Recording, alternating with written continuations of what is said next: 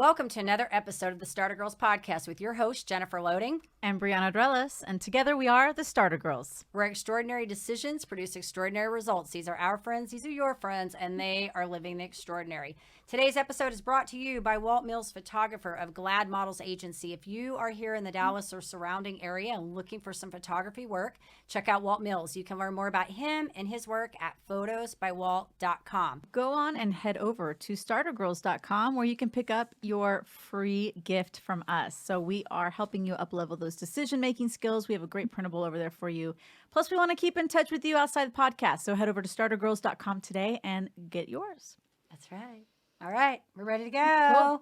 Today is a great day to be brave. You might as well start now. You have the power to change your circumstances any day you decide. Let today be that day. Rise up, be amazing, be you, do you. All right, you ready to welcome our guest on? This is so fun. Excited. Yes, because this is Brianna's guest. I'm super excited because I don't know her, and I always love it when somebody comes on that I don't know. It's fun. It is fun. All right, so Suzanne Paulinksi is the founder of the Rockstar Advocate, is a mind and productivity coach for music professionals with a degree in music business as well as a master's in psychology. She thrives helping creatives reach their goals with custom goal setting and time management solutions that enable them to gain clarity on their next steps while maintaining a healthy work-life balance. She's kind of like speaking my language. Her first book, The Rockstar Life Planner, now in its 2021 edition as a tool for creatives to find focus on their daily lives. Her teachings can be found in her podcast, The Music Preneur Mindset, and her many guest posts for Rising Tide, Sonic Bids, Thrive, and what is this? Pronounce this for me, Suze. Is it TuneCore? TuneCore. All right, and Soundfly. Awesome. Well, welcome to the show. We're super thrilled to have you here today. Thanks so much for having me. Hello, ladies. Hello. You can tell some of these words. I have no idea what they are. Dude, that's TuneCore. Like, hello, TuneCore. Well, hey, I'm not familiar with that one, and I'm honest. When I don't know something, I just say I'm honest, and I don't know it, right? That's why I said I'm gonna let you pronounce it. It's kind of like my last name, when people, I'm like, I'll just tell you what it is, save you. So, well, we're super stoked you're here, Suze. Thanks for coming on the podcast, and you and I go back a few years now, and so Suze has this really cool mastermind community called Slackers, the Rockstar Slackers. And so I'm in her community, and I work with Suze once a quarter or so. We do a coaching call, and I mean, oh my gosh, I have so much stinking respect for you and love spending time with you. And I can't wait to just hear more about what you're doing, and also just share with all our audience about what you do and how you impact lives. Thank you so much. Yeah, I love everything that you offer with your community, and I love that we get to collaborate and work together, and it's just such a pleasure. I'm so excited to be here. Very good. Awesome. All right, Suze, well, you have to fill me in because myself and our audience have no idea what you do. I know Brianna talks highly of you, and she's been raving about you since the day you agreed to get on the podcast when the little link came through and said on Calendly. So she's been super thrilled about it. But share with us a little bit about what you're doing. I've heard her talk about the Rockstar Planner. I think you talked about it on a live that we did, and I was like, what is this Rockstar Planner she's talking about? So start us off. Tell us a little bit about what you're doing, how you're serving your clients, and what all this is about. Yeah, so I started in the music industry. This is actually my 20th year. And I started at the major labels, soon left them after a lot of burnout and overwhelm, which anybody in the music industry I know knows what I'm talking about. And then I left and got my master's in psychology. And I realized, wait a minute, I can do something with this in the music industry. We are kind of sold a bill of goods and a lot of toxic mindset rules to live by, and they're backwards, and they lead to a lot of burnout and poor lifestyle choices. So I just started, after moving on from the labels, I was writing bios and social media plans for artists, and then I left that to use my master's to work more in a coaching one-on-one scenario with them to really just help get them over certain hurdles that were in their path, better manage their time and their energy to avoid that burnout, and really kind of shift from a mindset of scarcity, which is there's never enough money, I'll never make money from my music, there's all these competitors, I have all these other people that I have to compete with in this industry, to one of abundance where it's like there's room for everybody here. I am going to focus on what I bring valuable to the table, and I can monetize anything. So money is just a tool, and it's easier said than done. So I help people kind of go through that journey as they shift that mindset. And about 6 years ago, one of my very good friends from college and I were just sick of not finding a planner that worked for us. And we were both entrepreneurs, and we both wanted something that, could serve what we were trying to do. So we came up with the Rockstar Life Planner in 2016. We've sold out now of the 2021 planner. Otherwise, I'd show you an example, but I don't have mine with me today. But we're currently getting ready for the 2022 edition that'll be out for pre-sale in October, and then it'll be out in November. And it's a weekly planner to help creatives of all types. I have clients who are comedians and writers and artists, painters, and they all use the planner to help them figure out what are they going to send out in their newsletter every week, what are their money goals, what are their mindset goals, and think like what are they going to do to practice self-care every week. So really, there are prompts in the planner every week and month to help hold you accountable to your goals, but also make sure that you're paying attention to yourself and you're getting that much needed self-care time in your week as well.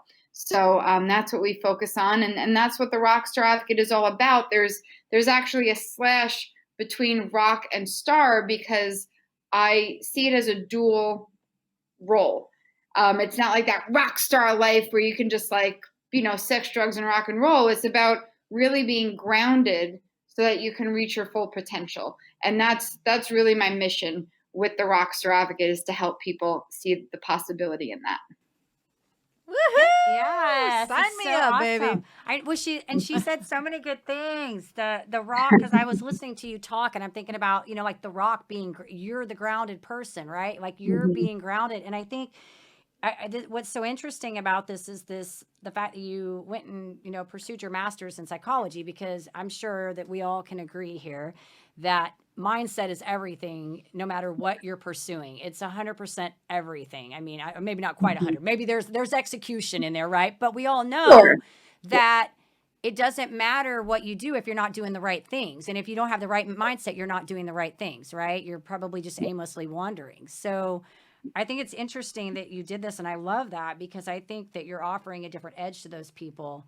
I mean, and I think a lot of what we do, I mean, that's a lot of what I've talked. I think counseling's therapy. I think it's therapy, 100% therapy. Yeah. It's working them through that next step on how to overcome those limiting beliefs and those things that are holding them back to push them on to the next step. It's so good. Hey, so I was telling Jennifer that I was saying, her tagline is like, the music industry almost killed me or whatever, and so tell us a little bit about that. I mean, I know you were saying you burnt out quickly, but there's a little bit more like information, or there's a little more layers there. If you want to unpack that just for a second. Sure. So I started in the industry when I was 18. I interned at the major labels for a few years, and then I got out of school a year early because I was offered a job at a major label. So I doubled up on classes, got out early, was ahead of all my friends, and I had my own office. I don't even think I was 21 yet. I was so excited. They called me sorority girl, which wasn't great, but I was going to make a name for myself, and I was so excited to get started, but it was constant 15, 16-hour days, barely making payments to cover all my expenses. I mean, I don't even think I made 28,000 for the full year. I think I started at 25.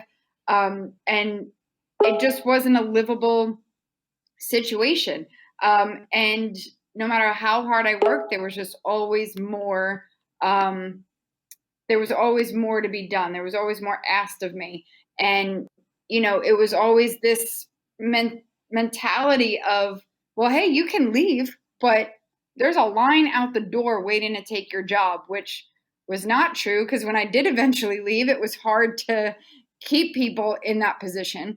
But I quit 5 times. I have a podcast episode on my podcast about quitting 5 times, because each time I did, it was all right. I mean, if you never want to have a job in this industry again, I mean, because I won't be able to recommend you for anything. And I mean, if you're a quitter, that's how you want to be, and it was constantly just making me feel like almost like I didn't have a choice.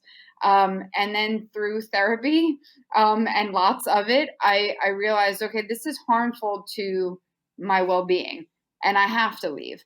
And so I left, and I doubted myself, and I still, like, it haunted me for over a year, thinking like, oh my gosh, did I ruin my whole career before I hit 22? Like, oh my goodness, what am I doing? But I started my own businesses. I had a couple with my college roommate. They didn't succeed and take off in the way we wanted to, but we didn't understand entrepreneurship. That was the main thing. We knew the music industry, but we didn't understand entrepreneurship. And so I went and got my master's in psychology, and then I was just starting the Rockstar Advocate, and I got Lyme disease. And also, even after I left the labels, for many years, I still treated myself the way the labels treated me. Like, it's not like I left them and then just started taking care of myself, because I grew up in the industries. Like, it's all I knew was to push harder, work more hours, run yourself into the ground. I didn't do anything with friends and family for years. I was like, I'm working on stuff, and just pushed and pushed and pushed and didn't see any real results. And finally, after getting Lyme disease and realizing I can't push myself, I have to take care of my body, I finally succumbed to hiring a coach outside of the music industry who really helped me understand the meaning behind working smarter, not harder. And it took so much for me to trust in that. But the minute I did, and the minute I could let go a little bit and slow down, I was full time with this business in 6 months, and I haven't looked back since. And it just, like, as soon as that happened, I was like, no, this is the purpose of this company, is to help others trust in this process. It's so wonderful. Yeah, that's awesome. So what I'm hearing from you, Suze, is that it really became more about taking care of you, the pause, like stopping and coming down. And I think that happens I can resonate with your story. I'm not going to, and a lot of people know my story, but I can resonate with that, because I think that sometimes when you have those things happen, it forces you to evaluate your priorities and say, hey, look, I can't continue running like that, because it's not instrumental to my success. It's not helping me, and it's causing more havoc. And when you come back and ground yourself and you start really taking care of you, all the things around you start flowing more freely. And that's probably what you're finding now, is that, oh my gosh, I'm not having to work as hard. I'm working so much smarter because I feel better. I'm showing up better. All those amazing things. I love it. I love hearing all this. And not that you had to go through the Lyme disease, because I know that's not something you want to have to go through, but knowing that you're on the other side of that and saying, okay, I know what I need to do to take care of me and support me. It's good. It is good. I love it. Thanks for sharing that. Yeah. I want to see your planner. You need to show me a planner. I do. I need to see it, because I'm probably going to now want one of these planners. It's so good. I can't believe I didn't pack it with me. I'm kicking myself. But do you have a picture on your website? Like, can I go to your website and look at this thing? Okay. Yes, it's therockstaradvocate.com/planner. I'm definitely going to go check it out, because I'm sure that your planner works for a lot of people in a lot of different things. And because all the things you said, the newsletters, the self-care, all of that, that's a packed, awesome planner, because so many of them don't have the both. They have like the business side. Yeah. And not this. Yeah. And not the self-care. Or you have the self-care, but you don't have this. They don't have both. Yeah. So Suze knows, Suze knows that I'm kind of like crazy, and that I'm a paper girl. So I have 3 planners, right? I've got my paper, hourly planner. That's for my daily appointments and such. And then I have my Rockstar Life Planner, which I kind of call this is like making sure that I'm taking care of me. And I did an amazing training, 3-day retreat with Suze. What was it, last summer? The virtual one we did last summer? Tell us the name of that, because I know you want to do it again. The Redefine the Hustle retreat. Yes, the Redefine the Hustle retreat, because we talk about we don't need to be hustling all the time. It's not even about the hustle, right? Redefine it. So Redefine the Hustle retreat. That retreat is where I really started getting serious about the self-care, because I was tired, I was overwhelmed, I was burning out. I was. And it was also post-pandemic, so I was, kind of in a funk, like a lot of people. So that retreat really kind of solidified, my journey to really prioritize how I'm spending my time and the time blocking and like all of that was really, really important. So that's something that's really focused in on the Rockstar Life Planner. And then my third planner, I'm doing the Full Focus Planner right now. I don't know if you guys know Michael Hyatt's Full Focus Planner. So great. I love that. So between those three, like I got it, like I'm set. Like You're it's covered. so awesome. You got paper everywhere. And it's cool because I'm a part of Sue's Slacker program. So every Friday morning I hang out with Jen inside the Slacker program and we plan out our week inside the Rockstar Planner. Awesome. Yes. I love it. You and your paper. I'll bring it to you. On my You paper. need to see it. You need to show me all your paper. I'm and I'm, like we laugh because I finally figured out how to do calendar in my phone. But now that now I'm working Outlook calendar and I haven't figured out how to get Outlook to go to iCalendar. And then my to-do list is in my spiral. So I feel like I have stuff everywhere too. I'll send you a link. I'll show you how to do that. You need to show me how to do that. Yeah. Me and technology, Susan, we're not that's why I love her when she talks about paper, because I had a paper calendar for like years. Like when I started in my first company, we didn't really have the internet back then. I mean, go back to 1999. The internet was out, but we didn't really have all that technology. So we had paper planners, and I used to keep a pencil in it because I was dealing with customers. And as you know, women and men, they cancel appointments. So I would use a pencil so I could erase them out and they not be permanently in there with a pen, right?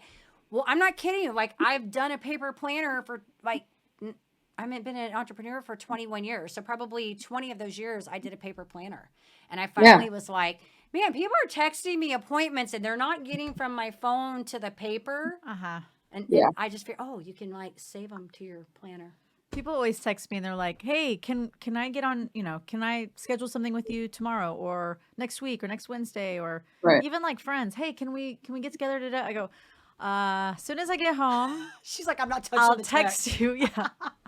Because I don't have my calendar in front of me. But that's setting boundaries. It's like we're so used. I call it this false urgency, where we're so used to, oh my God, well, I have to give them an answer, and then we don't give ourselves the grace of like really knowing if that works for us or not. So I've also tried to get in the habit of like, I will get back to you later today about that. Thank you for asking. Like just getting used to, like, as you said, before the internet, we managed to function without immediate responses to everything. And, I had that battle too with the planner. This is actually the first year we've sold the PDF of it. And I had to compromise with my customers. I said, listen, we're never going to make a digital planner because I do believe in the psychology and the science behind you will reach your goals faster if you write them down. However, especially my international customers, they didn't want to pay for shipping or get carry the book. Some people like to just plan their week as they go. So we do have, because we're sold out of the physical, we actually still do have the digital planner that you can buy on the site. You download the PDF and you can just print it out as you go, rip it up. If you're done with the pages, throw them out. Or some people like to like scrapbook and make their own binders and put their own covers on it. And like some people like to get really creative with it. So I said, all right, if that's what you want to do, I'll put that up on the shop. So that was new for us this year, which was exciting. Awesome. I'm going to have to definitely check it out. And I do agree with you on the writing things down, because they're much more, if you write something down, you've taken the time to write it down, it's going to be a little more sealed in your headspace, than just internally vocalizing something. So that's why I write everything on a to-do list every day. I do a to-do list every single day. Yeah. And sometimes I write the same things over and over, but it's kind of like the mental psychology of putting it on there. But also I love marking things off because it gives me that sense of completion. I just caution people to make sure you're putting important things on the to-do list, like laundry, it's got to be done, but that's not an income producing activity. That doesn't need to be on there. That needs to be in the personal column, not the business column. Yeah, exactly. We have to have those conversations, because when I used to work, in the other space I was in, that was a conversation we really had to have, because people would put things on those lists and think, hey, I'm doing things to generate income. But no, they were sorting inventory or like aligning card file boxes up on their shelf. And yes, you do those, but that's not. It's a task. That's a task. An admin task. Exactly. So I'm excited about this planner. I definitely want to get on your site, even if I look at the digital copy. I want to check it out, see what you got going on over there. So it's great. Hey, so tell us also about your podcast, because you're making some big changes in your podcast, and Now, is it called the Musicpreneur Mindset? Remind me. Yes. So Okay. yeah, so But currently it's the Musicpreneur Mindset podcast. Just 2 weeks ago, we released the season finale of season 4, and then later this year, probably in October, November, we're going to come back with season 5. But it's going to be called the Redefine the Hustle podcast. And the reason I decided to make that change was because redefine the hustle has always been a phrase that I've been using since 2014 when I started the Rockstar Advocate. But it's just come up more and more since lockdown and the pandemic. As you said, we did the Redefine the Hustle retreat last summer due to the pandemic, because I usually have my Musicpreneur Mindset Summit, which is usually in person. But after the lockdown last year, I just wasn't comfortable doing it. And it's a lot of work to host an in-person 3-day conference. And we would have like upwards of 18 speakers, and it's just a lot to do. So I wanted to do something more intimate, and Redefine the Hustle to me just really started to hit home with a lot of the things I was doing with my clients. So we decided to rebrand the podcast. It's still going to have the same home it has now. Anybody subscribed to the podcast doesn't have to resubscribe to a new podcast, but we are changing, obviously, the cover art and the title. And we're just going to reframe the structure of it a little bit. Right now, it's anywhere from 10 to 15 minutes, and we talk about the mindset of becoming a musicpreneur, starting your business.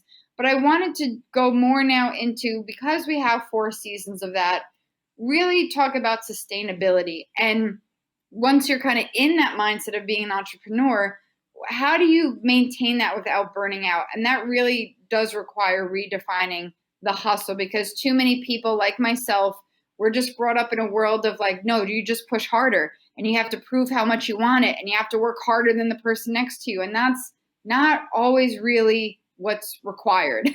And so, really diving into more of that, having more psychologists on the program, having more mental health advocates on the program is really something that I want to kind of move into. So I'm really excited for this new chapter. It's awesome. I want to ask you a question to expand on that really quick, on that whole sustainability thing.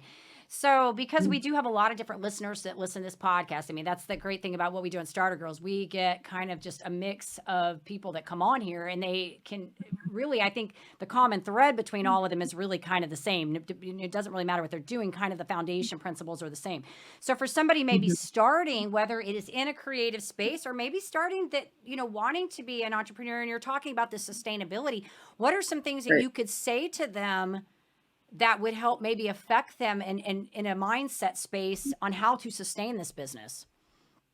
Yeah, I mean, I think the biggest thing, one of the clients, I started working with agencies right now, and because of lockdown and people coming out of COVID and some people going back to work, I've been working with agencies and working one-on-one with their employees to get through this transition. And one of the agencies I'm working with, we're focusing on teaching growth mindset. And so a growth mindset is a lot of us were brought up in this society with a fixed mindset, meaning you either have it or you don't have it. You're either born to do it or it's not your thing. And when we have mistakes that we make, like, well, those were failures, and you have to own your failures and own your mistakes.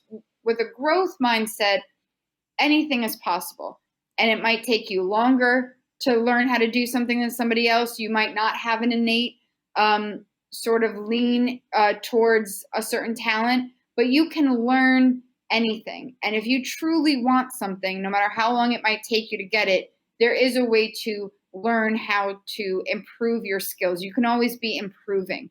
And when you make mistakes, they're not failures, they're lessons to be learned. And it's all about viewing entrepreneurship as an experiment. If you see yourself as a scientist, and as I always say, if you can embrace the mess, like I always look at it as, I've got a lab coat on, or I've got my apron and my goggles on, and I might mix some things together that explode in my face, and I might get a little messy, but I'm going to make educated guesses on what I think are the best next steps for myself. And the only way I'm going to learn is to do it and see if I was right. You test the hypothesis. And so when you make mistakes, that's how you grow. That's how you're going to get ahead faster. It's not about, oh, I don't have enough knowledge yet. I don't know what I'm doing. I'm not sure. So until I have all the answers, I'm just not going to do anything. And that's how I operated with my first 2 businesses and got nowhere. It's that perfection paralysis that keeps us in one place. And we think we're being safe and we're avoiding the mistakes. Oh my goodness. As soon as I could get rid of that and let go, I was making a ton of mistakes, but I was making more money. I was moving along in my career faster because you learn by doing so much. If you look at babies, they don't fall down trying to walk and say, guess I'm just not going to walk. They get up and they're like, okay, like dust yourself off and try again. And that's really what it is about entrepreneurship, is just not losing that spark and that hunger for learning. And if you can embrace that, then you can get through anything. I truly believe that. Beautifully put, friend. I love it. Yes. I talk about the baby thing all the time. That's a good one. But you know what I love about what you just said, the scientist thing, because so many times I feel like, and you can chime in on this, so many times I feel like people don't understand entrepreneurship because they think, when you think about true science, right? Think about science as a whole. Let's remove the entrepreneurs. Science is about proving things wrong, right? It's about proving hypothesis incorrect, right? So when you go into entrepreneurship, like you just gave me chills when you're talking about that, because it's like you flip that. And so for somebody who is practical minded, they can think in those terms, because when you come into entrepreneurship, it is about making mistakes. It is about screwing up badly. It is about accepting that as part of the process that you're going through and saying, I'm okay with those decisions. If I fall, I'm going to learn something from it. I'm going to learn, maybe don't do that again. Right. Or maybe that did work, right? I don't know, but you're going to learn along the way from doing those mistakes. That's how you get where you're going to get. So that was my favorite piece of what you said as a scientist. And then ultimately getting to that solution, right? Yes. Yeah. Yes. Yeah. It's so funny because with my stuff, both of you are familiar with everything that I do, but I'm launching this brand new course next month, and I don't want to say I'm hell-bent, but I am 100% committed to figuring out how to have what I feel is a successful launch. And so there's like so many things where, okay, well, first I have to redefine what a successful launch means. Like what exactly does that mean? But in my head, it's like, I'm going to figure this out. Like, but so I've launched 4 different online courses. This is a brand new course. And I'm like, I'm going to figure this nut out. Like, and I'm excited about it. And I don't care. I'm at that point where I'm like, I don't care how long it takes. I don't care if it's 5 launches from now with the same product. Just go and learn, shift, try again. Like, I want to figure this out because I really believe in it and I'm passionate about it.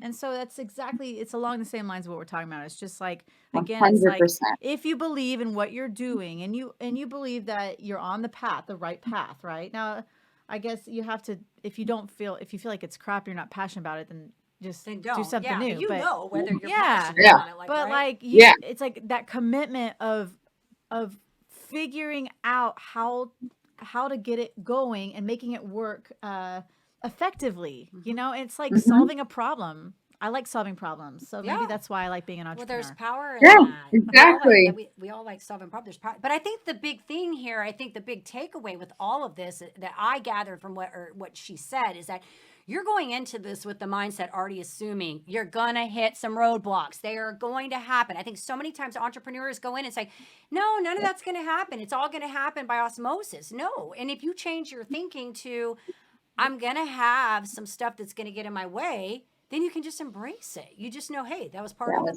process. Mm-hmm. Like, it's not catastrophic at that point. Yeah. Right? Absolutely. They're just potholes in the road. I love it. You got to go around and think of the car. Like, your car hits a pothole. You ain't jumping out of your car crying. You'd be like, I'm on the highway. I just hit a pothole. I'm going to keep going. Like, I'm not going to be like, oh my God, I hit a pothole. We ain't driving anywhere for the rest of the day. That's not happening. No. Right? That'd be horrible. Good stuff, Suze. That was good. I love it. Thanks for the scientist thing. That was good. Yeah. Learn something new every day. The nugget of wisdom. She said a lot of really good things. But it's, every time we do a show, there's one thing that really resonates with me. Like, one piece I pick up, like, I'm going to wrap a title around the scientist or something. We're going to wrap a title around that. There's something will come from that. So good. So good. All right. Anything else any fun questions you want to? I've got a fun question brewing. I have a really fun question brewing. So usually towards the end of the podcast, we ask a few fun questions. So this one is going to be really random. And if you're listening to this on your podcast platform, you're not going to know why I'm asking this. So here we go. The first question is, do you prefer paper clips or safety pins? I think I feel more secure with safety pins. Excellent. So if you're listening, Suze is wearing safety pin earrings right now. So I can't get rid of that little punk teenager in me. So I was going to say my middle daughter wears some safety pin earrings too. She's got some. I'm like, I asked her one day if they were. I'm like, are those safety pins you stuck through there? Or are they earrings? I never know with my kids. Earrings. Yeah, I never know my kids, Suze. Like, like I got two like adult children and like one that's 17. Like I never know what they're going to be bringing into me, and I'm just like authentically asking questions. I don't want to see like safety pins or not safety paper clips go through their ears. That could just be awful. That's a good question. That could get messy. I don't know if you want to embrace that mess. No. I do want to ask you kind of just a serious question. Like, what are you reading right now? What's your favorite book, or what are you reading right now? Oof. Well, my birthday was about a month ago, and my friend got me. So I love, and Brianna knows this, we've talked about it, Jen Sincero's You're a Badass at Making Money. And I've listened to that and I've read that and I love that book. But my friend got me the previous one, You're a Badass Every Day.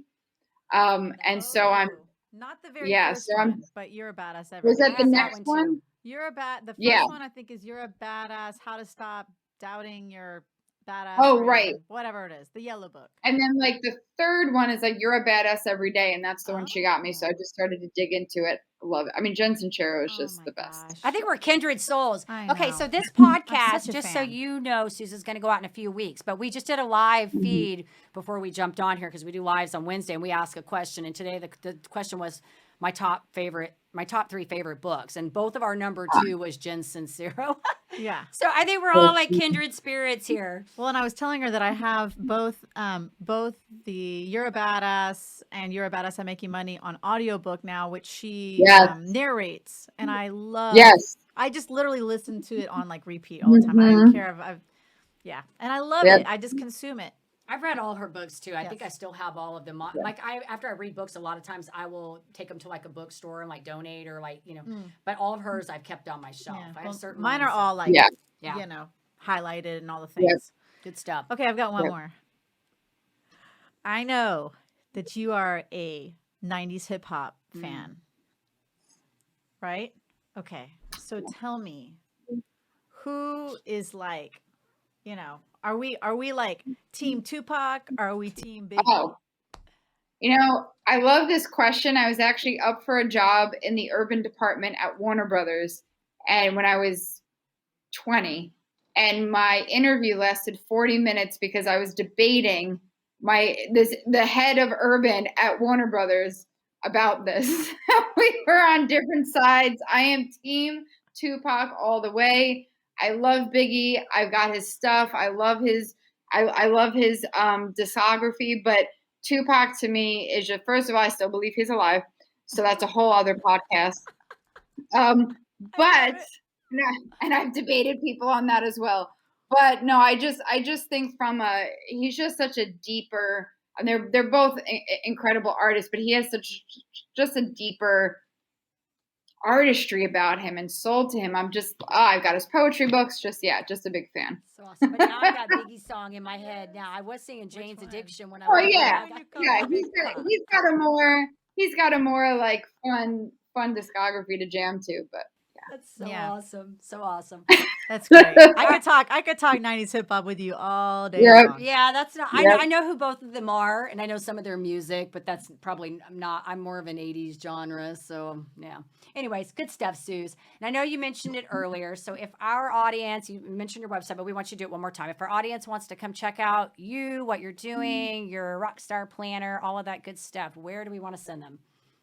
Yes, please come say hi, therockstaradvocate.com. And I, against better judgment, live on Instagram. So come find me at Rockstar Advo, ADVO, and I love to chat there. Awesome. Well, thank you for being on here. You are amazing. We love what you're doing, and keep doing your thing. Well, thank you for the platform. I appreciate you, ladies, and this was so fun. Yeah, this was awesome. Awesome. All right. And we do want to say, of course, to our listeners, if you enjoy our podcast, please be sure you give us a rating both on iTunes and Facebook. We can't do this without you. And hit that subscribe button on the YouTube. And head over to startergirls.com. Keep in touch with us over there. And also, we want to remind you that we've partnered with Foundation for Choice, which mentors students, high school students, to help them graduate. So you can check out more about Foundation for Choice at foundationforchoice.org. So head over there and see how you can show them a little support. Awesome. All right. We got to leave you with a couple final thoughts. 20 years from now, you will be more disappointed by the things that you didn't do than by the ones you did do. So throw off the bowline, sail away from safe harbor, catch the trade winds in your sails, explore, dream, discover. That, by the way, is by Mark Twain. Isn't that awesome? Hey. And as we always say, in order to have success, you must start, and every start begins with a decision. You guys take care, be safe, and be kind to one another. We will see you next time.